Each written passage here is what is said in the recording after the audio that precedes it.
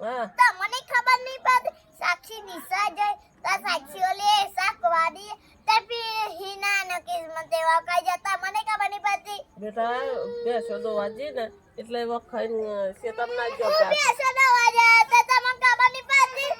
બરાબર બેટા પણ ખાઈ ગયો તને સતત ની વાત ચાલો આ કેરી નથી લાવી જો દાદી પર મન ચટણી અરે લસણ નાખીને એવું બનાવી આલું મસ્ત જોરદાર જોરદાર. અને હા મિત્રો આજે માં દાદી પહેલી વાર ચટણી બનાવે પહેલી વાર આ કેરીઓની ચટણી યા અમારા હવે બેઠી છે જેની કેરીઓ અને મુની સરસી આવી 5 વાગે સુધી ગયા તહી ના હિના ન કિસ્મતે શાક ખાઈ ગયો અને આજે મારે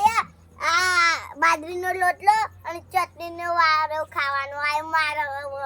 જો આવો હિના એવો શાક પાતી ગાલી હવે માર